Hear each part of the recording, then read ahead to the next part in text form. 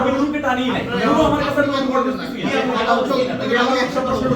এই কমেন্টের সাথে একটা প্রাসঙ্গিকতা কি? আমি সবাই করছি চুলকানির শুরু মলমের নাম নুরু, সে ইন্টেনশনালি গণপ্রজাতন্ত্রী বাংলাদেশ সরকারের একজন মাননীয় প্রতিমন্ত্রী কোন ক্রাইটেরিয়ায় সে একজন জাতীয় নেতাকে এভাবে গালি দিতে পারে এবং তার কুরুচিপূর্ণ মন্তব্য। এখন আমি যদি বলি যে চুলকানির শুরু মলমের নাম আকাশ, জিনিসটা কি মিলবে বা আর কোন নামের সাথে মিলবে? সো আমার মলমের নাম হইছে, মলমের নাম নুরু হইছে। এখন এই নুরুকে যদি আপনারা মিন করে নেন, সো আমার কিছু করার নাই।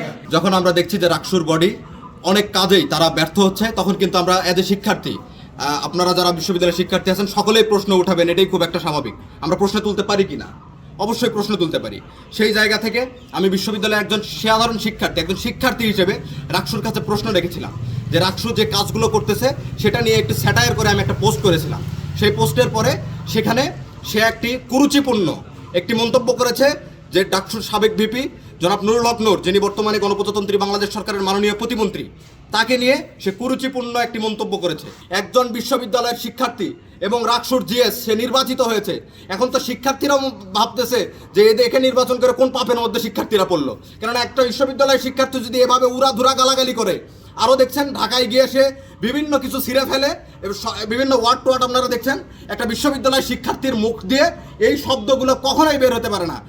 ফলে আমাদের বিশ্ববিদ্যালয়ের যেসব শিক্ষার্থী আছে সেই শিক্ষার্থীদের কাছে আমার প্রশ্ন যে একজন জিএস সে এইভাবে বকাঝকা করে, শিক্ষার্থীদের এইভাবে গালাগালি করে, সে কিভাবে ওই চেয়ারে বসে থাকে?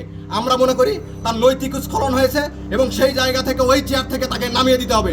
এই জন্য আমরা বিশ্ববিদ্যালয়ের যে রাকসু আছে, সেই রাকসুর যে সভাপতি আছে মাননীয় উপাচার্য ডক্টর সালেহ হাসান নকিব স্যার, তার কাছে আমরা এখন যাব এবং আনুষ্ঠানিকভাবে আমরা জানাবো যে একজন নির্বাচিত প্রতিনিধির মুখের ভাষা, আপনার এর বিরুদ্ধে ব্যবস্থা নিতেই হবে। কেননা এ যে পরিমাণ লাগাম ছাড়া হয়ে গেছে, বিশ্ববিদ্যালয় ছাত্র শিক্ষক কর্মকর্তা কর্মচারীদের মধ্যে যে সৌহার্দ্যপূর্ণ সম্পর্ক ছিল তা সম্পূর্ণ সে নষ্ট করে দিয়েছে।